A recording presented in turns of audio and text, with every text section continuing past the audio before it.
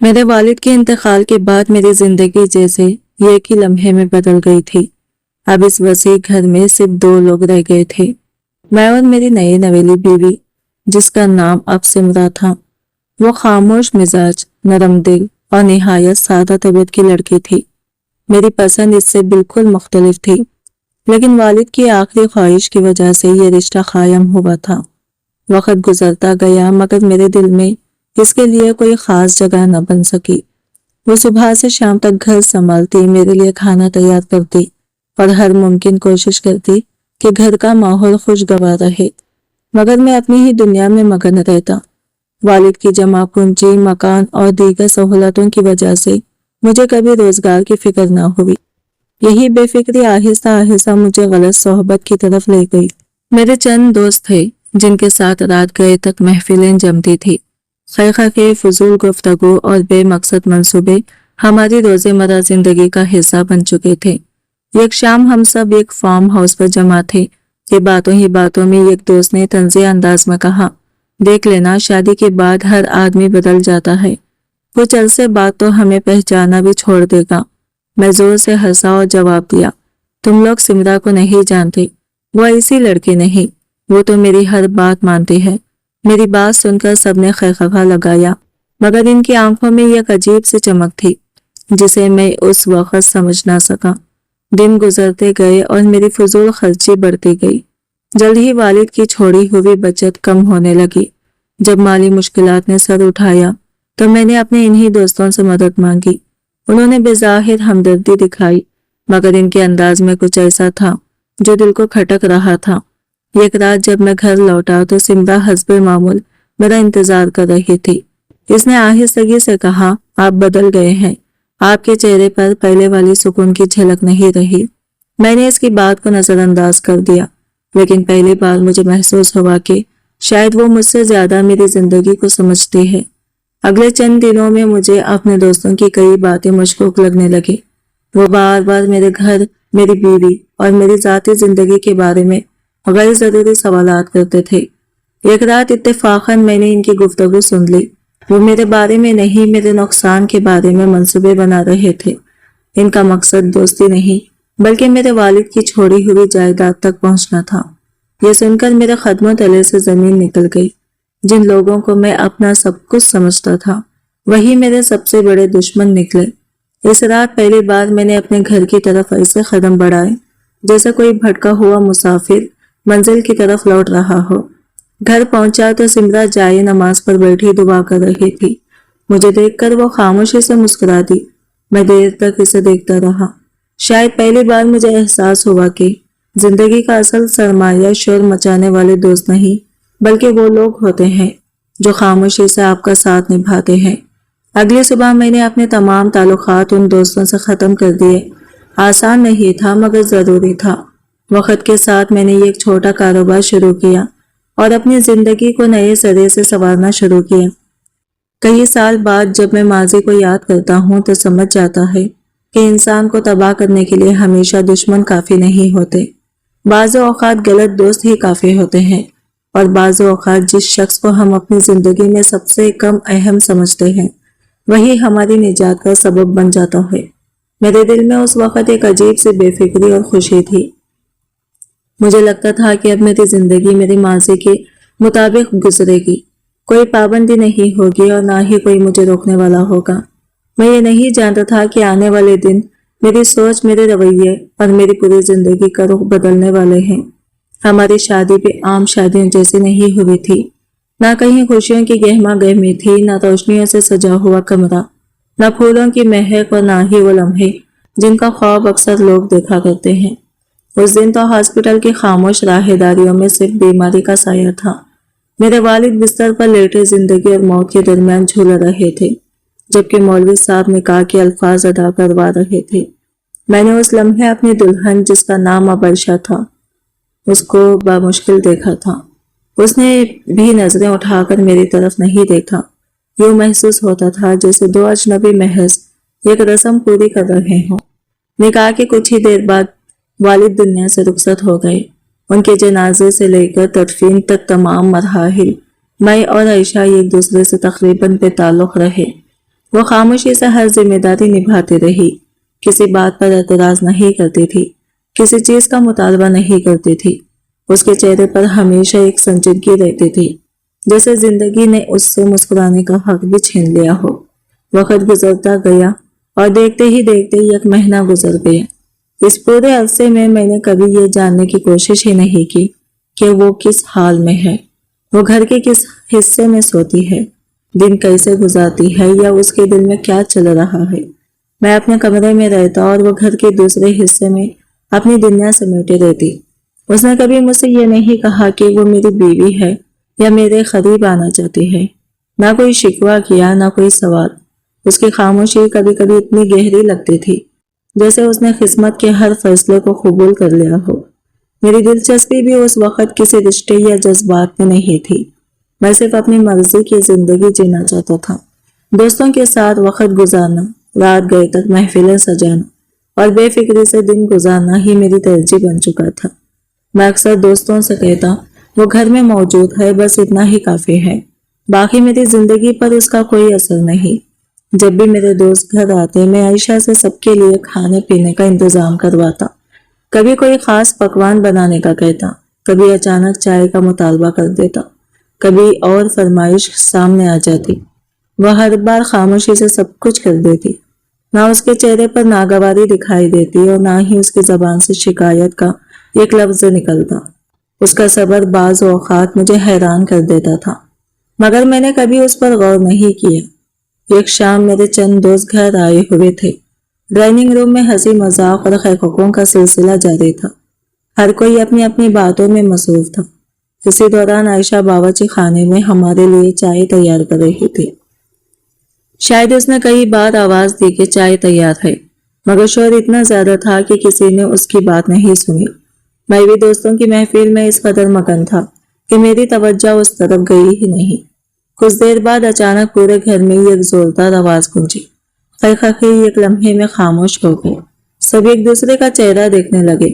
میرے دل میں انجانے سے بے چینی پیدا ہوئی اور میں فوراً اپنی جگہ سے اٹھ کھڑا ہوا۔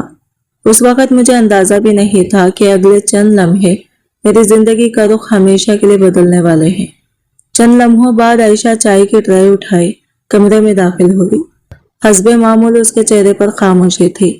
اس نے آہستگی سے ٹرے میز پر رکھی اور واپس جانے کے لیے مڑی۔ میرے دوستوں کی نظریں ایک لمحے کے لیے اس پر ٹھہر گئی۔ وہ نہایت سادہ لباس میں ملبوس تھی، سر پر دوپٹہ تھا اور اس کی شخصیت میں ایک عجیب سا وقار موجود تھا۔ جیسے ہی وہ کمرے سے باہر گئی، چند لمحوں کے لیے محفل خاموش ہو گئی۔ پھر ایک دوست نے مسکراتے ہوئے کہا، یار تم نے کبھی بتایا نہیں کہ بھابھی اتنی باوقار شخصیت کی مالک ہے۔ میں ہنس پڑا اور لاپرواہی سے بولا، تم لوگ زیادہ متاثر مت ہو، وہ بہت سادہ مزاج ہے، اپنی دنیا میں رہتی ہے، نہ زیادہ بات کرتی ہے اور نہ ہی محفلوں کا حصہ بنتی ہے۔ میرے لہجے میں وہی پرانی بے خطری تھی جس کی مجھے عادت ہو چکی تھی۔ دوست ایک دوسرے کی طرف دیکھ کر مسکرانے لگے۔ ان میں سے ایک نے کہا، کبھی کبھی خاموش لوگ ان لوگوں سے زیادہ قیمتی ہوتے ہیں جو ہر وقت بولتے رہتے ہیں۔ میں نے اس کی بات کو ہنسی میں اڑا دیا، مگر نہ جانے کیوں اس کے الفاظ میرے دل میں کہیں اتر گئے۔ محفل دوبارہ شروع ہو گئی، لیکن اس بار گفتگو کا رخ بدل چکا تھا۔ دوستوں نے کاروبار، پیسے اور مستقبل کی باتیں چھیڑ دی۔ کچھ دیر بعد ان میں سے ایک نے مجھ سے خرچ اور اخراجات کے بارے میں سوال کیا۔ جب میں نے اپنی مالی حالات بیان کی تو سب کو اندازہ ہو گیا کہ میں اپنی ضرورت سے زیادہ فضول خرچی کر رہا ہوں۔ تمہارے والد نے جو کچھ چھوڑا تھا وہ ہمیشہ تو نہیں چلے گا، ایک دوست نے سنجیدگی سے کہا۔ میں خاموش ہو گیا۔ شاید پہلی بار کسی نے میرے سامنے وہ حقیقت رکھی تھی جس سے میں مسلسل نظریں چرا رہا تھا۔ اسی لمحے میری نظر دروازے کی طرف گئی جہاں عائشہ خاموشی سے خالی کپ اٹھانے آئی تھی۔ اس نے ہماری گفتگو میں کوئی مداخلت نہیں کی، مگر اس کے چہرے پر فکر کے آثار نمایاں تھے۔ مجھے احساس ہوا کہ وہ بہت عرصے سے میری بے فکری، فضول خرچی اور غلط فیصلوں کو خاموشی سے دیکھ رہی ہے۔ محفل ختم ہونے کے بعد میں کافی دیر تک اکیلا بیٹھا رہا۔ میرے ذہن میں عجیب و غریب خیالات گردش کرتے رہے۔ ایک طرف پیسوں کی فکر تھی، دوسری طرف اپنی بگڑتی ہوئی زندگی کا احساس۔ پہلی بار مجھے لگا کہ شاید میں دوسروں کو کمتر سمجھتے خود اپنی قدر کھو بیٹھا ہوں۔ رات گہری ہو چکی تھی، پورا گھر خاموش تھا۔ میں اپنے کمرے کی طرف بڑھا تو راہ داری میں روشنی جل رہی تھی۔ وہاں میز پر کچھ کاغذات رکھے تھے۔ قریب جا کر دیکھا تو وہ گھر کے اخراجات کا مکمل حساب تھا۔ ہر خرچ، ہر بچت اور ہر ضروری چیز بڑی ترتیب سے لکھی ہوئی تھی۔ نیچے ایک مختصر سا جملہ درج تھا: گھر صرف دیواروں سے نہیں چلتا، ذمہ داریوں سے چلتا ہے۔ میں دیر تک اس جملے کو دیکھتا رہا۔ پہلی بار مجھے احساس ہوا کہ جس شخص کو میں ہمیشہ نظر انداز کرتا آیا تھا، شاید وہ مجھ سے کہیں زیادہ سمجھدار اور مضبوط تھا۔ گھر کے اخراجات دن بدن بڑھتے جا رہے تھے۔ والد کی پینشن اور انشورنس سے ملنے والی رقم اب میری فضول عادتوں کے لیے کافی نہیں رہی تھی۔ دوستوں کے ساتھ روزانہ کی محفلیں، بے تحاشا خرچ اور ہر وقت تفریح کی تلاش نے میری سوچ کو بدل کر رکھ دیا تھا۔ میرے پیشتر دوست خوشحال خاندانوں سے تعلق رکھتے تھے، مگر ان کے گھروں میں ایسی محفلیں ممکن نہیں تھی۔ کسی کے گھر بزرگ موجود تھے، کسی کی مشترکہ فیملی تھی۔ اس لیے آہستہ آہستہ میرا گھر ہی ان سب کی ملاقاتوں کا مرکز بن گیا۔ میں بھی اس ماحول کا عادی ہو چکا تھا۔ شور شرابہ، لمبی گفتگویں اور رات گئے تک چلنے والی محفلیں اب میری روزمرہ زندگی کا حصہ بن چکی تھی۔ ایک دن میں نے محسوس کیا کہ میری مالی حالت پہلے جیسی نہیں رہی۔ قرض بڑھنے لگا تھا اور آمدنی کا کوئی مستقل ذریعہ موجود نہیں تھا۔ اسی دوران میرے چند دوست ایک نئی سرمایہ کاری کا منصوبہ لے کر آئے۔ ان کا کہنا تھا کہ اگر میں اپنی باقی مانندہ بچت بھی اس منصوبے میں لگا دوں تو چند ہی مہینوں میں رقم کئی گنا بڑھ سکتی ہے۔ شروع میں مجھے ہچکچاہٹ ہوئی، مگر جب انہوں نے منافع کے بڑے بڑے خواب دکھائے تو میرا دل ڈولنے لگا۔ یہ موقع بار بار نہیں آتا، ان میں سے ایک نے کہا۔ اگر کامیاب ہو گئے تو زندگی بدل جائے گی۔ دوسرے نے فوراً اضافہ کیا۔ میں خاموش بیٹھا ان کی باتیں سنتا رہا۔ دل کے کسی کونے میں خدشہ موجود تھا، مگر لالچ اس خدشے پر غالب آ رہا تھا۔ آخرکار میں نے فیصلہ کر لیا کہ جو کچھ بچا ہے سب دو پر لگا دوں گا۔ اسی رات میں نے عائشہ کو بتایا کہ مجھے ایک ضروری کام سے شہر کے دوسرے حصے میں جانا ہے۔ حسب معمول اس نے کوئی سوال نہیں کیا، صرف سر ہلا دیا۔ اس کی یہی خاموشی کبھی کبھی مجھے بے چین کر دیتی تھی، مگر میں نے ہمیشہ کی طرح اس احساس کو نظر انداز کر دیا۔ ہم شہر کے ایک سنسان حصے میں واقع پرانی عمارت کے قریب پہنچے، جہاں میرے دوست پہلے سے موجود تھے۔ ان کے چہروں پر غیر معمولی جوش دکھائی دے رہا تھا۔ میں نے گاڑی سے اترتے ہوئے ایک لمحے کے لیے انہیں غور سے دیکھا۔ نہ جانے کیوں پہلی بار مجھے ان کی مسکراہٹوں میں خلوص کم اور مفاد زیادہ محسوس ہوا۔ میرے دل میں ایک انجانا سا خوف پیدا ہوا۔ ایسا لگ رہا تھا جیسے میں کوئی ایسا قدم اٹھانے جا رہا ہوں جس کے نتائج میری پوری زندگی بدل سکتے ہیں۔ مگر اس وقت تک میں بہت آگے آ چکا تھا اور واپسی کا راستہ دھندلا دکھائی دے رہا تھا۔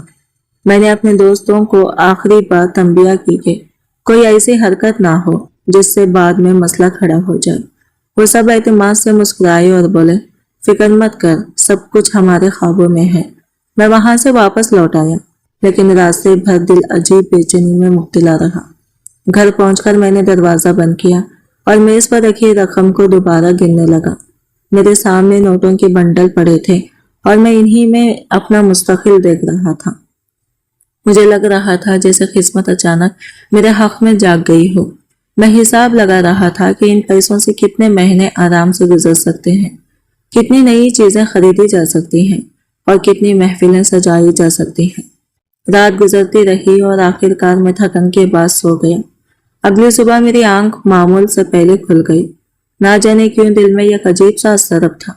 میں نے کئی بار اپنے دوستوں کو فون کیا، مگر کسی نے جواب نہیں دیا۔ آخر میں خود ہی گاڑی نکال کر اس مقام کی طرف روانہ ہو گیا جہاں وہ لوگ موجود تھے۔ جب میں وہاں پہنچا تو منظر کچھ اور ہی تھا۔ میرے دوستوں کے چہرے زرد پڑے ہوئے تھے اور ان کی آنکھوں میں گھبراہٹ صاف دکھائی دے رہی تھی۔ کیا ہوا؟ میں نے پریشانی سے پوچھا۔ سب ایک دوسرے کی طرف دیکھنے لگے۔ آخرکار ان میں سے ایک نے دھیمی آواز میں کہا، بہت بڑا مسئلہ ہو گیا ہے۔ میرے دل کی دھڑکن تیز ہو گئی۔ صاف صاف بتاؤ کیا بات ہے؟ اس نے کانپتی ہوئی آواز میں جواب دیا، وہ یہاں سے چلی گئی ہے۔ کون؟ عائشہ۔ میں چند لمحوں تک اس کا چہرہ دیکھتا رہ گیا۔ مجھے یقین ہی نہیں آیا۔ چلی گئی؟ کہاں گئی؟ ہمیں نہیں معلوم۔ رات کے کسی وقت وہ وہاں سے نکل گئی۔ ہم نے ہر جگہ تلاش کیا مگر وہ نہیں ملی۔ میرا دماغ سن ہو گیا۔ ایک طرف غصہ تھا، دوسری طرف خوف۔ اگر وہ واپس آ کر سب کچھ بتا دیتی تو؟ دوست مسلسل یقین دلا رہے تھے کہ شاید وہ کسی رشتہ دار کے پاس گئی ہو یا کسی محفوظ جگہ پر ہو، مگر ان کے لہجوں میں اعتماد کم اور گھبراہٹ زیادہ تھی۔ اسی دوران ایک اور چونکا دینے والی بات سامنے آئی۔ پتا چلا کہ جس سرمایہ کاری کے خواب انہوں نے مجھے دکھائے تھے وہ سب جھوٹ تھا۔ رقم کا بڑا حصہ پہلے ہی ان کے قبضے میں جا چکا تھا۔ میں ایک لمحے میں سمجھ گیا کہ میں صرف اپنے فیصلوں کا نہیں بلکہ اپنے دوستوں کے دھوکے کا بھی شکار ہو چکا ہوں۔ اس دن پہلی بار مجھے احساس ہوا کہ انسان جب لالچ میں اندھا ہو جاتا ہے تو سب سے پہلے صحیح اور غلط کی پہچان کھو دیتا ہے۔ میں خاموش کھڑا تھا جبکہ میرے ارد گرد موجود لوگ ایک ایک کر کے اپنی ذمہ داری سے بچنے کی کوشش کر رہے تھے۔ مجھے اندازہ نہیں تھا کہ اصل حقیقت ابھی سامنے باقی ہے اور عائشہ کی گمشدگی میری زندگی کا سب سے بڑا راز بننے والی ہے۔ کچھ دن گزرنے کے بعد سب کو لگنے لگا کہ حالات معمول پر آ گئے ہیں۔ جن لوگوں کے چہروں پر پہلے خوف نمایاں تھا اب وہ دوبارہ پہلے کی طرح بے فکر نظر آنے لگے تھے۔ وقت کے ساتھ ساتھ ہر شخص نے اپنی ضمیر کی آواز کو دبانے کی کوشش کی اور خود کو یہ یقین دلایا کہ جو کچھ ہوا اب ماضی کا حصہ بن چکا ہے۔ ایک ہفتہ گزر گیا، نہ کوئی نئی خبر سامنے آئی اور نہ ہی کسی نے کوئی سوال اٹھایا۔ ہم سب نے یہی سمجھ لیا کہ خطرہ ٹل چکا ہے۔ اسی دوران میرے ایک دوست فہد نے تجویز دی کہ سب لوگ ایک چھوٹی سی محفل رکھ لیتے ہیں تاکہ ذہنی دباؤ کم ہو جائے۔ حیرت کی بات یہ تھی کہ سب فوراً تیار ہو گئے، جیسے پچھلے چند دنوں میں کچھ غیر معمولی ہوا ہی نہ ہو۔ حسب معمول میرے گھر کو ہی محفل کے لیے منتخب کیا گیا۔ شام ہوتے ہی لوگ آنے لگے، کھانے پینے کا انتظام کیا گیا، موسیقی چلنے لگی اور خیخوں کی آوازیں پورے گھر میں گونجنے لگی۔ ہر شخص عام دنوں کی طرح خوش دکھائی دے رہا تھا، مگر نہ جانے کیوں اس رات مجھے یہ خوشی مصنوعی محسوس ہو رہی تھی۔ میں ایک کونے میں بیٹھا سب کو دیکھ رہا تھا کہ اچانک میرے ذہن میں عائشہ کا خیال آ گیا۔ اگر وہ یہاں موجود ہوتی تو یقیناً مہمانوں کے لیے اپنے ہاتھوں سے کچھ خاص تیار کرتی۔ وہ ہمیشہ گھر کو آباد دیکھنا چاہتی تھی۔ اس کی خاموشی طبیعت کی باوجود گھر میں ایک عجیب سا سکون رہتا تھا۔ یہ خیال چند لمحوں کے لیے آیا مگر میں نے فوراً خود کو دوسری باتوں میں مصروف کر لیا۔ محفل اپنے عروج پر تھی کہ اچانک فہد کا فون بجا۔ اس نے اسکرین پر نظر ڈالی اور بولا، میں ابھی آیا، باہر جا کر بات کر لیتا ہوں، اندر سگنل ٹھیک نہیں آ رہے۔ یہ کہہ کر وہ باہر نکل گیا۔ ہم لوگ دوبارہ گفتگو میں مشغول ہو گئے۔ 10 منٹ گزر گئے، پھر 15 منٹ، مگر فہد واپس نہ آیا۔ پہلے تو کسی نے خاص توجہ نہ دی، لیکن پھر باہر سے کسی بھاری چیز کی گرنے جیسی آواز سنائی دی۔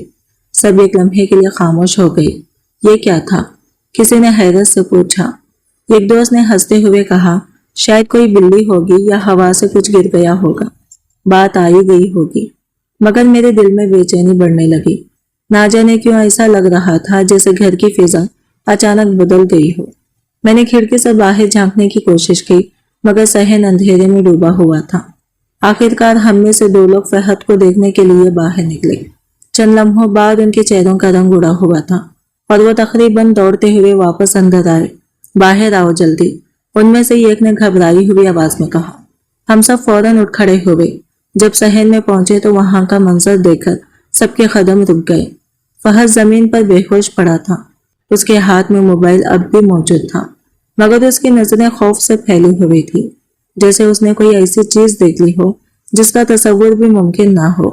اس کے قریب زمین پر ایک پرانا لفافہ پڑا تھا۔ میں نے کانپتے ہاتھوں سے وہ لفافہ اٹھایا۔ اس پر صرف ایک جملہ لکھا تھا، کچھ راز زمین میں دفن تو ہو سکتے ہیں مگر ہمیشہ کے لیے چھپ نہیں سکتے۔ یہ الفاظ پڑھتے ہی میرے جسم میں سرد لہر دوڑ گئی۔ پہلی بار مجھے محسوس ہوا کہ ماضی ابھی ختم نہیں ہوا تھا بلکہ اصل کہانی شاید اب شروع ہونے والی تھی۔ رات گزر رہی تھی اور سب لوگ فہد کے واپس آنے کا انتظار کر رہے تھے۔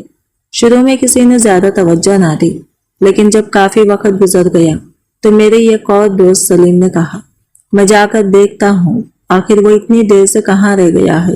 وہ تیزی سے باہر نکلا۔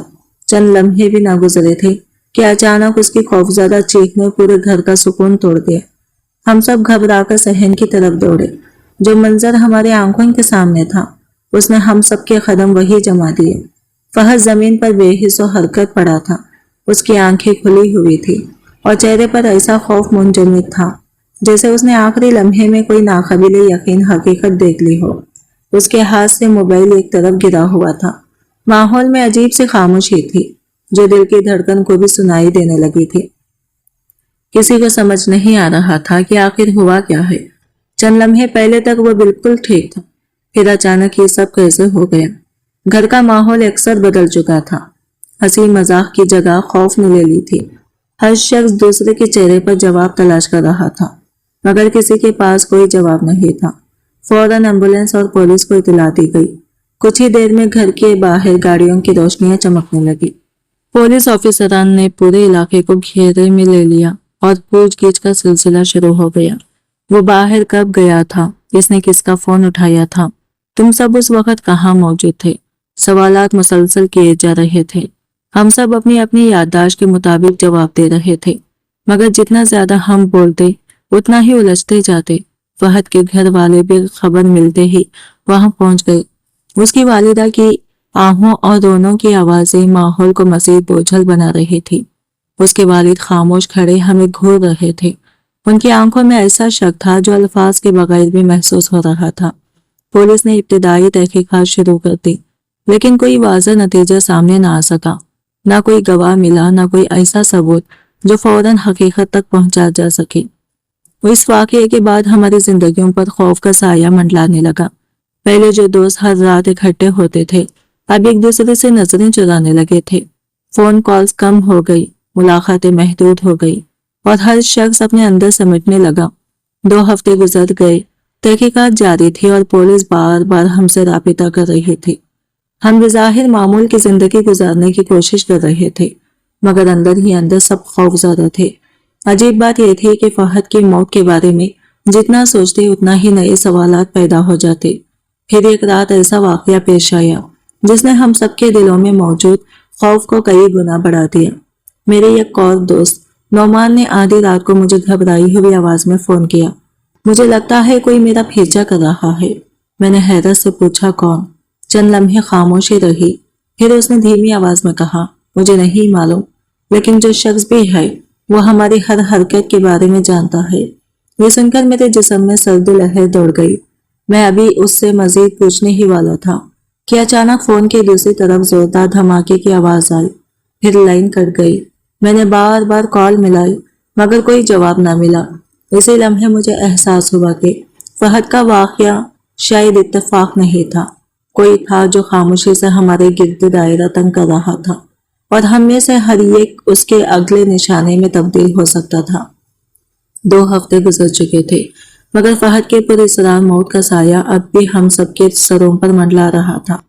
پہلے جیسے محفلیں تو ختم ہو چکے تھے، لیکن اس دن نہ جانے کیوں باقی دوست دوبارہ میرے گھر جمع ہو گئے۔ کمرے میں عجیب سی خاموشی تھی۔ پہلے جہاں خیخے گونجتے تھے اب وہاں سرگوشیاں بھی ڈرتے ڈرتے کی جا رہی تھی۔ ہم سب کے ذہن میں ایک ہی سوال گردش کر رہا تھا، آخر فہد کے ساتھ ہوا کیا تھا؟ کافی دیر تک کوئی خاص بات نہ ہوئی، پھر میرے ایک دوست کامران نے خاموشی توڑتے ہوئے کہا مجھے لگتا ہے اس کے سارے معاملے کے پیچھے کوئی راز ہے جو ہم نہیں جانتے۔ اس کی بات سن کر کسی نے جواب نہ دیا۔ کچھ دیر بعد ایک اور دوست زبیر اٹھا اور بولا میں ابھی آیا، ذرا واش روم جا رہا ہوں۔ وہ اندر چلا گیا۔ 5 منٹ گزرے، پھر 10، پھر 15۔ شروع میں ہم نے سوچا شاید فون پر بات کر رہا ہوگا، لیکن جب کافی وقت گزر گیا تو ہمیں تشویش ہونے لگی۔ ہم نے آواز دی مگر اندر سے کوئی جواب نہ آیا۔ کامران آگے بڑھا اور دروازے پر دستک دی، زبیر سب ٹھیک ہے؟ خاموشی سے اس بار دستک زور سے دی گئی، لیکن پھر بھی کوئی جواب نہ ملا۔ میرے دل کی دھڑکن تیز ہونے لگی۔ آخرکار ہم نے مل کر دروازہ کھولنے کی کوشش کی۔ جب دروازہ ٹوٹا تو اندر کا منظر دیکھ کر سب کے رونگٹے کھڑے ہو گئے۔ زبیر فرش پر گرا ہوا تھا، نل سے پانی مسلسل بہہ رہا تھا اور پورے فرش پر پھیل چکا تھا۔ عجیب بات یہ تھی کہ اس کے کپڑے ویسے ہی تھے جیسے وہ کمرے سے اٹھ کر گیا تھا۔ ایسا لگتا تھا جیسے وہ واش روم میں داخل ہونے کے چند لمحوں بعد ہی زمین پر گر گیا ہو۔ سب سے خوفناک چیز اس کا چہرہ تھا۔ اس کی آنکھوں میں وہی دہشت جمی ہوئی تھی जो चंद हफ्ते पहले फहद के चेहरे पर देखी गई थी। कमरे में सन्नाटा छा गया। किसी के मुंह से एक लफ्ज तक ना निकला। एक बार फिर पुलिस आई, एक बार फिर सवालात हुए, एक बार फिर हमारे बयानात कलमबंदी किए गए। लेकिन जितना वक्त गुजरता जा रहा था, मामला इतना ही पुरस्कार बनता जा रहा था। अब हालात पहले जैसे नहीं रहे थे। मोहल्ले वाले सरगोशियां करने लगे थे। लोग मेरे घर को अजीब नजरों से देखते थे। कुछ कहते ये इत्तेफाक है, कुछ कहते कोई दुश्मनी है, और कुछ तो यहाँ तक कहने लगे थे कि इस घर पर किसी पुराने राज का साया है। पुलिस के पास अभी तक कोई वाज़ा सबूत नहीं था, लेकिन उनके सवालात दिन ब दिन सख्त होते जा रहे थे। अब हम सिर्फ 4 लोग रह गए थे और खौफ ने हम सबको अंदर से तोड़ दिया था। हर फोन कॉल पर दिल धड़क उठता था। हर दस्तक पर लगता था कि शायद कोई नई खबर आने वाली है। इसी दौरान एक रात मेरे घर के दरवाजे के नीचे से किसी ने एक पुराना लिफाफा अंदर सरका दिया। मैंने कांपते हाथों से इसे खोला। अंदर सिर्फ एक जुमला लिखा था, सच जितना देर से सामने आता उसकी सजा उतनी ही भारी होती है। लिफाफे के अंदर एक और चीज भी थी, एक पुरानी तस्वीर, और तस्वीर देखते ही मेरा रंग उड़ गया, क्योंकि इस तस्वीर में हम सब मौजूद थे और तस्वीर के पिछले हिस्से पर किसी ने सुर्ख स्याही से लिख रहा था, अब अगली बारी किसी की है। अब हालात ऐसे हो चुके थे कि हम सबके चेहरों से सुकून गायब हो चुका था। हर शख्स के दिल में खौफ बढ़ गया था और किसी को समझ नहीं आ रहा था कि आखिर हमारे साथ हो क्या रहा है। हम उस दिन शहर के एक कैफे में बैठे थे, क्योंकि पिछले वाकयात के बाद हमने फैसला कर लिया था कि अब मेरे घर पर मुलाकात नहीं करेंगे। मेज पर खामोशी छाई हुई थी। कभी कभार कोई एक आध जुमला बोल देता और फिर सब दोबारा सोचों में गुम हो जाते। इसी दौरान सलीम ने धीमी आवाज में कहा कि पुलिस का दबाव दिन ब दिन बढ़ता जा रहा है। हर रोज कोई ना कोई ऑफिसर आता है, सवाल करता है और नई मालूमात मांगता है। मुझे डर है कि कहीं कोई ऐसी बात सामने ना आ जाए जो हमें मुश्किल में डाल दे। उसकी बात सुनकर मैंने सख्त नजरों से उसकी तरफ देखा और कहा कि उस वक्त घबराने से कुछ हासिल नहीं होगा। अगर कोई गलती करेगा तो सबके लिए एक मसला पैदा होगा। मेरी बात सुनकर कामरान ने बेचैनी से कुर्सी पर पहलू बदला और बोला कि मसला सिर्फ पुलिस नहीं है, मसला यह है कि कोई ना कोई हम पर नजर रख रहा है। उसने कहा कि जो खुतूत, तस्वीरें और पुरअसरार पैगामात हमें मिल रहे हैं, वो किसी ऐसे शख्स का काम है जो हमारे बारे में बहुत कुछ जानता है। उसकी बात सुनते ही मेज पर दोबारा खामोशी छा गई। कोई भी उसकी बात को झुठलाने की हिम्मत नहीं कर पा रहा था, क्योंकि दिल ही दिल में सब यही सोच रहे थे। मैंने गुस्से में काफी का कप मेज पर रखा और कहा कि काफी है, हम पहले ही खौफ के साये में जी रहे हैं, अब मजीद वहम मत फैलाओ। मगर हकीकत ये थी कि मेरे अपने दिल में भी बेशुमार सवालात जन्म ले चुके थे। इसी लम्हे कैफे का दरवाजा खुला और एक उम्र रसीदा शख्स अंदर दाखिल हुआ। उसने एक नजर पूरे हॉल पर डाली और सीधा हमारी मेज की तरफ बढ़ाया। हम सब हैरत से उसे देखते रहे। वह हमारे करीब आया, अपनी जेब से एक पुराना लिफाफा निकाला और खामोशी से मेज पर रख दिया। मैंने फौरन पूछा कि ये किसने भेजा है। उसने मेरी तरफ देखा और निहायत संजीदगी से कहा कि ये उस शख्स की तरफ से है जिसे तुम लोग माजी का किस्सा समझ चुके हो। ये कहकर वो मुड़ा और कैफे से बाहर चला गया। उसके जाते ही हमारे दिलों की धड़कनें तेज हो गई। मैंने लरसते हाथों से लिफाफा खोला तो उसमें एक पुरानी रंग आलूद चाबी और एक मुख्तसर सा नोट मौजूद था। नोट पर सिर्फ इतना लिखा था, अगर हकीकत जानने की हिम्मत रखते हो तो कल रात 12 बजे पुराने फार्म हाउस पर पहुंच जाना। ये अल्फाज पढ़ते ही हम सब एक दूसरे का चेहरा देखने लगे, क्योंकि वो फार्म हाउस एक ऐसी जगह थी जिसका नाम सुनते ही कई पुराने राज और खौफनाक यादें जहन में ताजा हो जाती थी। और शायद बरसों बाद पहली बार कोई हमें उन राजों के असल जवाब तक ले जाने वाला था। मैंने गुस्से से मेज पर हाथ मारा और कहा, तुम लोग वाकई होश में हो। मैंने कभी उस औरत को अपनी जिंदगी का हिस्सा समझा ही नहीं था, फिर मैं क्यों किसी से बदला लूंगा।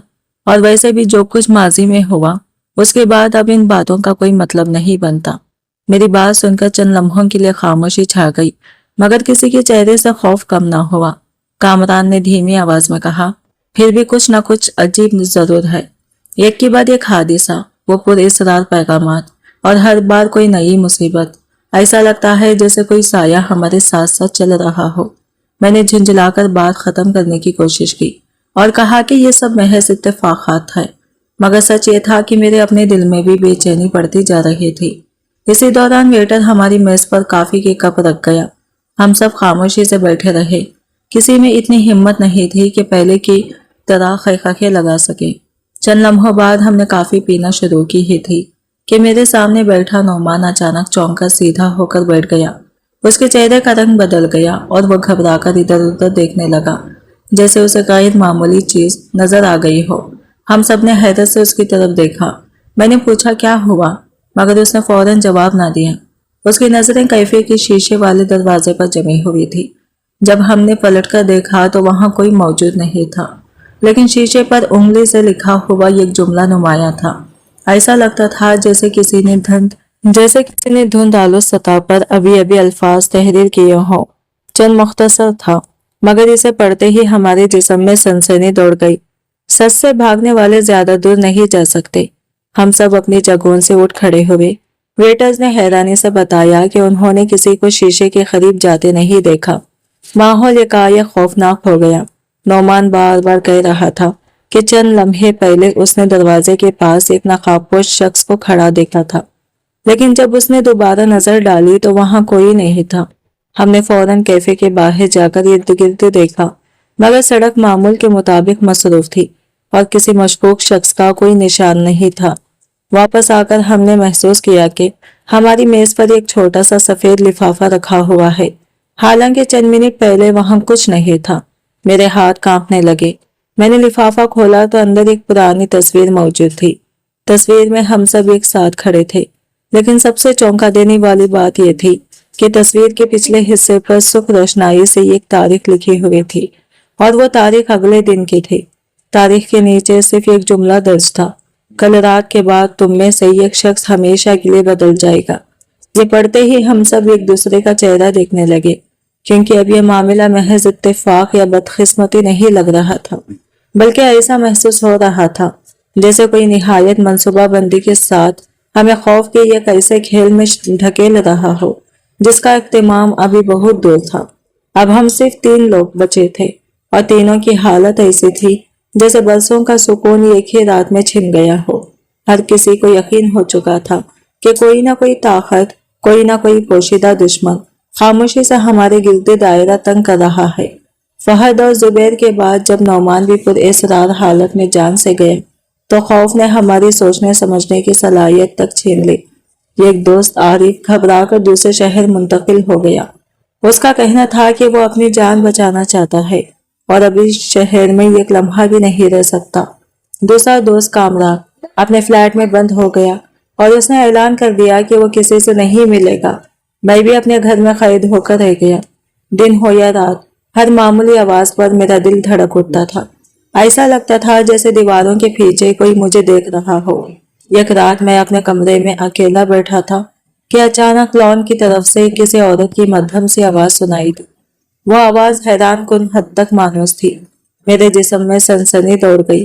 मैंने खुद को समझाया कि ये मेरा वहम है, मुसलसल खौफ का नतीजा है, लेकिन चंद लम्हों बाद वो आवाज दोबारा सुनाई दी, इस बार पहले से ज्यादा वाज़ा।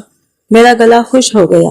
मैं आहिस्ता आहिस्ता खिड़की के करीब गया और पर्दा हटाकर बाहर देखा। लॉन में एक धुंधले से इंसानी परछाई खड़ी थी। चांदनी मध्यम थी, इसलिए चेहरा साफ नजर नहीं आ रहा था, मगर इस मंजर ने मेरी हिम्मत तोड़ दी। मेरे जहन ने फौरन माजी की तस्वीरें जिंदा कर दी और मुझे महसूस होने लगा जैसे कोई पुराना राज मेरे सामने आ खड़ा हुआ। स्क्रीन पर आरिफ का नाम चमक रहा था। मैंने कांपते हाथों से कॉल उठाई, मगर दूसरी तरफ आरिफ नहीं था। एक पुलिस ऑफिसर बात कर रहा था। उसने बताया कि आरिफ की गाड़ी एक खतरनाक हादसे का शिकार हो गई है और वो मौके पर ही दम तोड़ चुका है। यह खबर सुनकर मेरे हाथ से फोन तकरीबन गिर गया। मेरा दिमाग मजीद खौफ में डूब गया। मुझे लगने लगा कि जो कुछ हो रहा है वो महज इत्तेफाक नहीं। मैंने दोबारा खिड़की से बाहर देखा तो लॉन खाली था। वहां कोई मौजूद नहीं था। चंद लम्हे पहले जो साया दिखाई दे रहा था वो गायब हो चुका था। मेरी सांसें तेज हो गई। मैंने फौरन घर के तमाम दरवाजे और खिड़कियां चेक करना शुरू कर दी। हर कुफर को बार बार देखता रहा ताकि यकीन हो जाए कि सब बंद है। आखिरकार जब मैं थक कर वापस मुड़ा तो मेरी नजरें दरवाजे के करीब रुक गई। फर्श पर एक लिफाफा पड़ा था। میں قسم کھا سکتا تھا کہ چند منٹ پہلے وہاں کچھ نہیں تھا۔ لرزتے ہاتھوں سے لفافہ کھولا تو اندر ایک تصویر تھی۔ تصویر میں ہم پانچوں دوست ایک ساتھ کھڑے تھے، لیکن حیرت انگیز بات یہ تھی کہ باقی سب کے چہروں پر سیاہ نشان لگا ہوا تھا، جبکہ صرف 2 چہرے صاف چھوڑے گئے تھے۔ ان میں ایک میرا تھا اور دوسرا کامران کا۔ تصویر کے نیچے سرخ روشنائی سے صرف ایک جملہ لکھا تھا، سچ سے فرار ممکن نہیں، اب آخری پردہ اٹھنے والا ہے۔ وہ الفاظ پڑھتے ہی میرے دل میں پہلی بار یہ خیال آیا کہ شاید ہمارے تعاقب میں کوئی روح نہیں، بلکہ کوئی زندہ انسان ہے، کوئی ایسا شخص جو ہمارے ہر راز، ہر حرکت اور ہمارے ماضی کے ہر سیاہ حقیقت سے واقف ہے۔ میری آنکھوں کے سامنے سب کچھ دھندلا ہونے لگا۔ خوف، پچھتاوا اور حیرت ایک ساتھ میرے وجود پر حملہ ور تھے۔ جب مجھے ہوش آیا تو میں یہ کمرے کے فرش پر پڑا تھا۔ سر میں شدید درد تھا اور ذہن ابھی تک بوجھل محسوس ہو رہا تھا۔ میں نے آہستہ آہستہ نظریں اٹھائی تو سامنے ایک عورت بیٹھی تھی۔ چند لمحوں تک میں اسے پہچان نہ سکا، پھر اچانک میرے دل کی دھڑکن رک سی گئی۔ وہ عائشہ تھی، لیکن اس بار اس کے چہرے پر خوف یا بے بسی نہیں تھی۔ وہ پرسکون انداز میں بیٹھی تھی اور اس کے ساتھ ایک نوجوان خاتون اور ایک شخص بھی موجود تھے۔ ان کے چہروں پر سنجیدگی تھی، مگر نفرت نہیں۔ میں نے ہکلاتے ہوئے کہا، یہ کیسے ممکن ہے؟ عائشہ نے گہرا سانس لیا اور نہایت سکون سے جواب دیا، ہاں میں زندہ ہوں۔ اس کے بعد اس نے پوری حقیقت بیان کرنا شروع کی۔ اس نے بتایا کہ جس رات سب نے یہ سمجھ لیا تھا کہ اس کی زندگی ختم ہو چکی ہے، اسی رات ایک راہی گیر نے اسے انتہائی خراب حالت میں پایا اور فوری مدد بلائی۔ کئی دن تک اس کا علاج ہوتا رہا۔ جب وہ صحت یاب ہوئی تو اس نے فوراً سامنے آنے کے بجائے خاموشی اختیار کی، کیونکہ اسے اپنی جان کا خطرہ تھا۔ بعد میں اس نے اپنی ایک پرانی سہیلی اور اس کے بھائی سے رابطہ کیا۔ انہوں نے اسے حوصلہ دیا کہ خوف میں چھپنے کے بجائے قانونی راستہ اختیار کیا جائے۔ پھر آہستہ آہستہ انہوں نے شواہد جمع کرنا شروع کی، پرانے پیغامات، مالی لین دین، فونی ریکارڈز اور وہ تمام چیزیں جو سچائی تک پہنچنے میں مدد دے سکتی تھی۔ میں کانپتے ہوئے اس کی باتیں سنتا رہا۔ میری زبان سے بمشکل نکلا، میں نے غلطی کی تھی، لیکن میں نے کبھی نہیں سوچا تھا کہ بات یہاں تک پہنچ جائے گی۔ عائشہ کی آنکھوں میں نمی آ گئی، مگر اس کی آواز مضبوط رہی۔ اس نے کہا، غلطی؟ کچھ فیصلے صرف غلطیاں نہیں ہوتے، وہ دوسروں کی زندگی بدل دیتے ہیں۔ تم نے مجھے ایک انسان سمجھنے کے بجائے ایک بوجھ سمجھا۔ میری عزت، میرے اعتماد اور الفاظ میرے دل پر ہتھوڑی کی طرح لگ رہے تھے۔ میں سر جھکائے بیٹھا رہا۔ پھر اس نے میز پر رکھی ایک فائل میری طرف بڑھائی۔ فائل میں دستاویزات، تصاویر اور وہ تمام ثبوت موجود تھے جو کئی مہینوں سے جمع کیے جا رہے تھے۔ یہ سب پولیس کے پاس بھی جا چکا ہے۔ اس نے کہا، میں کسی سے بدلہ لینے نہیں آئی، میں صرف سچ سامنے لانا چاہتی ہوں۔ یہ سن کر میری سانس رک سی گئی۔ اس لمحے مجھے پہلی بار احساس ہوا کہ جس چیز کو میں ختم شدہ کہانی سمجھ رہا تھا، دراصل اس کا آغاز اب ہوا تھا۔ خوف اس بات کا نہیں تھا کہ میرے ساتھ کیا ہوگا، بلکہ اس بات کا تھا کہ اب میں اپنے اعمال کا سامنا کیسے کروں گا۔ کمرے میں خاموشی چھا گئی۔ عائشہ اٹھی، دروازے کی طرف بڑھی اور جاتے جاتے صرف ایک جملہ کہا، انسان اپنے کیے سے بھاگ سکتا ہے، لیکن اس کے نتیجے سے نہیں۔ اس کے جانے کے بعد میں کرسی پر بیٹھا رہ گیا، کیونکہ مجھے معلوم ہو چکا تھا کہ اگلی صبح صرف ایک نئی صبح نہیں ہوگی، بلکہ میرے ماضی کے تمام رازوں کے بے نقاب ہونے کا دن ہوگا۔ عائشہ نے میری طرف سرد نظروں سے دیکھا اور میز پر رکھا ہوا کاغذ میری جانب سرکا دیا۔ میں نے کانپتے ہاتھوں سے اسے اٹھایا۔ اس میں ایک تفصیلی بیان درج تھا، جس میں تمام واقعات کی ذمہ داری مجھ پر ڈالی گئی تھی۔ ساتھ ہی یہ بھی لکھا تھا کہ میرے فیصلوں اور حرص نے کئی زندگیاں برباد کی اور انہیں اعمال کے نتیجے میں سب کچھ تباہ ہوا۔ میں گھبرا کر کھڑا ہو گیا اور لرزتی آواز میں بولا، میں یہ نہیں مان سکتا، میں ایسا بیان نہیں دوں گا۔ کمرے میں موجود لوگوں نے خاموشی سے میری طرف دیکھا۔ عائشہ نے پرسکون لہجے میں کہا، سچ سے بھاگنے کی کوشش مت کرو، آج نہیں تو کل تمہیں اپنے اعمال کا سامنا کرنا ہی ہوگا۔ اس لمحے مجھے پہلی بار محسوس ہوا کہ میرے پاس کوئی راستہ نہیں بچا۔ خوف، شرمندگی اور پچھتاوا ایک ساتھ میرے دل پر بوجھ بن چکے تھے۔ آخرکار میں نے وہ بیان پڑھا اور ایک ویڈیو ریکارڈ کی، جس میں اپنے فیصلوں، اپنی خود غرضی اور ان غلطیوں کا اعتراف کیا جنہوں نے سب کچھ تباہ کر دیا تھا۔ ویڈیو مکمل ہوتے ہی عائشہ نے متعلقہ حکام کو تمام ثبوت بھیج دیے۔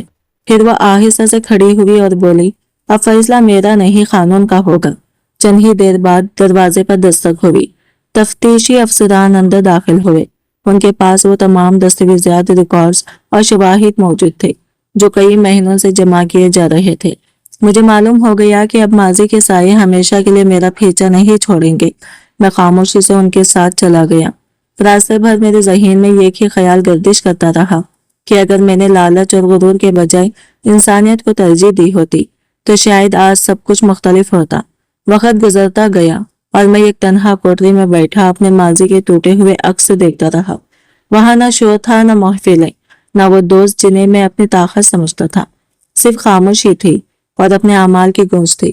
میں اکثر راتوں کو جاگتا رہتا اور سوچتا کہ انسان کی سب سے بڑی غلطی یہ نہیں کہ وہ ٹھوکر کھا جائے، بلکہ یہ ہے کہ وہ اپنے ضمیر کی آواز سننا چھوڑ دے۔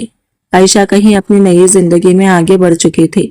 اس نے انتقام کے بجائے انصاف کا راستہ اختیار کیا اور یہی اس کی اصل جیت تھی۔ جہاں تک میرا تعلق تھا، میں ہر گزرتے دن کے ساتھ یہ سیکھ رہا تھا کہ بعض فیصلوں کی قیمت دولت سے نہیں پوری زندگی سے ادا کرنی پڑتی ہے۔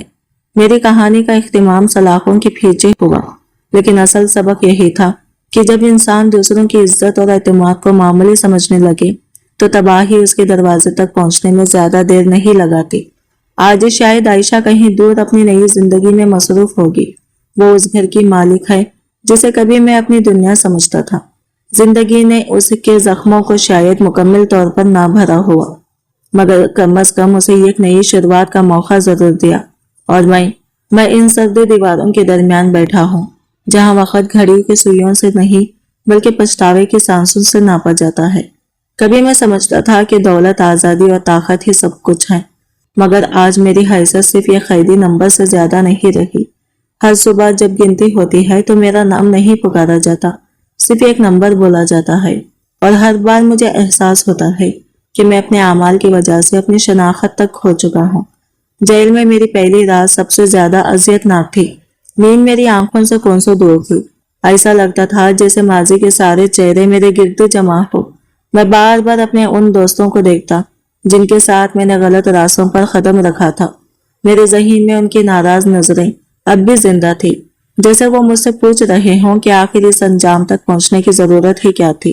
میں چیخنا چاہتا تھا، اپنے کان بند کرنا چاہتا تھا، مگر انسان اپنے ضمیر کی آواز سے کہاں بھاگ سکتا ہے۔ وقت کے ساتھ میں نے ایک تلخ حقیقت سیکھی کہ جیل کی سب سے سخت سزا سلاخی نہیں ہوتی، بلکہ وہ یادیں ہوتی ہیں جو ہر لمحہ انسان کا تعاقب کرتی ہے۔ یہاں کا کھانا بے ذائقہ ہے، دن یکساں ہیں اور راتیں غیر معمولی طور پر لمبی، لیکن ان سب سے زیادہ تکلیف دہ وہ احساس ہے جو دل میں مستقل بوجھ بن کر بیٹھ جاتا ہے۔ میں نے اپنی زندگی میں بہت سے فیصلے خود غرضی، غرور اور لالچ میں کیے۔ اس وقت وہ فیصلے آسان لگتے تھے، مگر ان کے نتائج نے میری پوری زندگی بدل دی۔ اب جب میں تنہائی میں بیٹھ کر ماضی کو دیکھتا ہوں تو سمجھ جاتا ہے کہ انسان کی اصل تباہی اس وقت تک شروع ہوتی ہے جب وہ دوسروں کے درد کو اہمیت دینا چھوڑ دیتا ہے۔ میں اکثر سوچتا ہوں کہ اگر اس دن میں نے ایک مختلف فیصلہ کیا ہوتا، اگر میں نے کسی کمزور انسان کو اپنی خواہشات کی قیمت نہ بتایا ہوتا، تو شاید آج میری قسمت بھی مختلف ہوتی۔ رات کے آخری پہر جب جیل کے راہداریوں میں خاموشی پھیل جاتی ہے تو میرے ذہن میں ماضی کی گونجیں پھر زندہ ہو جاتی ہے۔ ہر غلط فیصلہ، ہر خود غرض قدم اور ہر وہ لمحہ جب میں انسانیت پر اپنی انا کو ترجیح دی دوبارہ میری آنکھوں کے سامنے آ کھڑا ہوتا ہے۔ تب میں خود سے صرف ایک ہی سوال کرتا ہوں، کیا چند لمحوں کی خواہشات واقعی پوری زندگی برباد کرنے کے قابل تھی؟ اور ہر بار جواب نفی میں آتا ہے۔ اب میری کہانی اپنے اختتام کے قریب ہے، مگر اگر اس کہانی میں کوئی سبق ہے تو وہ یہی ہے کہ انسان دوسروں کے ساتھ جو سلوک کرتا ہے آخرکار اسی کا عکس کسی نہ کسی شکل میں اس کی اپنی زندگی میں واپس آ جاتا ہے۔ بعض زخم وقت بھر دیتا ہے، مگر بعض فیصلوں کے نشان ہمیشہ باقی رہتے ہیں، اور میں انہی نشانوں کے ساتھ اپنی باقی مانندہ زندگی گزارنے پر مجبور ہوں۔ آج جب میں اپنی زندگی کے بکھرے ہوئے صفحات کو ذہن میں دہراتا ہوں تو یہ کہ خیال بار بار دل کو چیرتا ہے، کاش میں نے اس دن مختلف فیصلہ کیا ہوتا، کاش میں نے وقتی خواہشات اور غلط صحبت کے دباؤ میں آ کر اپنی عقل اور ضمیر کا سودا نہ کیا ہوتا۔ مگر زندگی کا سب سے تلخ اصول یہی ہے کہ وقت کبھی پلٹ کر نہیں آتا۔ انسان غلطی کرتے وقت چند لمحوں کے لیے خود کو طاقتور سمجھتا ہے، لیکن اس غلطی کا بوجھ بعض اوقات پوری عمر کا ساتھی بن جاتا ہے۔ یہ قید خانہ جس میں میں آج بیٹھا ہوں میرے لیے صرف سلاخوں کا مجموعہ نہیں بلکہ میرے اعمال کا آئینہ ہے۔ یہاں ہر گزرتا دن مجھے میرے ماضی کا حساب یاد دلاتا ہے۔ کبھی کبھی دوسرے قیدی مجھ سے پوچھتے ہیں کہ آخر میں یہاں کیوں ہوں۔ میں انہیں کوئی لمبی کہانی نہیں سناتا، بس اتنا کہہ دیتا ہوں کہ میں نے سب سے پہلے اپنے ضمیر کو زخمی کیا تھا، پھر ان لوگوں کا اعتماد توڑا جو مجھ پر بھروسہ کرتے تھے۔ میں نے ایک بے قصور انسان کی عزت اور احساسات کی قدر نہ کی اور اپنی خود غرضی کو انسانیت پر ترجیح دی۔ شاید یہی میری اصل سزا ہے کہ آج میں اپنے ہر فیصلے کو 1000 بار یاد کرتا ہوں اور ہر بار خود کو پہلے سے زیادہ مجرم محسوس کرتا ہوں۔ چند دن پہلے ایک بزرگ عالم جیل میں آئے تھے۔ انہوں نے قیدیوں سے ملاقات کی اور ان کی باتیں سنی۔ جب وہ میرے پاس بیٹھے تو میں نے ان سے کہا کہ بعض زخم ایسے ہوتے ہیں جنہیں معافی بھی شاید نہ بھر سکے۔ انہوں نے تحمل سے میری بات سنی اور پھر کہا کہ انسان کے لیے امید کا دروازہ اس وقت تک بند نہیں ہوتا جب تک وہ سچی ندامت کے ساتھ اپنی غلطی کو تسلیم کرتا رہے۔ ان کی باتوں نے میرے دل پر عجیب اثر چھوڑا۔ اس دن کے بعد میں نے پہلی بار اپنے اندر جھانکنے کی کوشش کی۔ اب میں اکثر خاموشی سے دعا کرتا ہوں، نہ اس لیے کہ ماضی بدل جائے کیونکہ وہ ممکن نہیں، بلکہ اس لیے کہ اللہ مجھے اپنی غلطیوں کا سامنا کرنے کی ہمت عطا کرے۔ میں دل سے یہ بھی چاہتا ہوں کہ عائشہ کی باقی زندگی سکون اور عزت کے ساتھ گزرے۔ اس نے جو تکلیفیں برداشت کی ان کا اندازہ شاید میں کبھی مکمل طور پر نہ کر سکوں۔ اب میرے دل میں اس کے لیے کوئی شکوہ نہیں، صرف یہ خواہش ہے کہ وہ ان تمام اندھیروں سے دور رہے جنہوں نے ہماری زندگیوں کو برباد کر دیا۔ کبھی کبھی میں سوچتا ہوں کہ اگر وقت واقعی واپس لوٹ سکتا تو میں ہر چیز بدل دیتا۔ میں غلط لوگوں کی باتوں میں نہ آتا، اپنے مرحوم والد کی نصیحتوں کو نظر انداز نہ کرتا اور کسی انسان کی عزت کو اپنی خواہشات کی قیمت نہ بناتا۔ میرے والد نے ساری عمر محنت کر کے جو کچھ بنایا تھا، وہ چاہتے تھے کہ میں ایک باعزت اور ذمہ دار انسان بنوں، مگر میں ان کی امیدوں پر پورا نہ اتر سکا۔ آج جب ان کی یاد آتی ہے تو دل مزید بوجھل ہو جاتا ہے، کیونکہ مجھے احساس ہے کہ انسان دوسروں کو دھوکہ دینے سے پہلے خود اپنی روح کو نقصان پہنچاتا ہے۔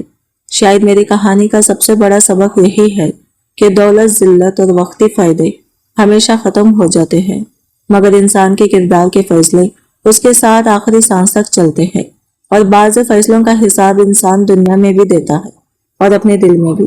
میرے والد نے ساری زندگی محنت کر کے جو کچھ بنایا تھا، وہ چاہتے تھے کہ میں ایک اچھا انسان بنوں، ایسا انسان جو دوسروں کے لیے آسانی پیدا کرے، نہ کہ ان کی زندگی برباد کرے۔ مگر میں ان کی نصیحتوں کو بھول گیا اور اپنی خواہشات کے پیچھے چل پڑا۔ آج جب میں جیل کی اس خاموش کوٹری میں بیٹھا ہوں تو ان کی ہر بات میرے کانوں میں گونجتی ہے۔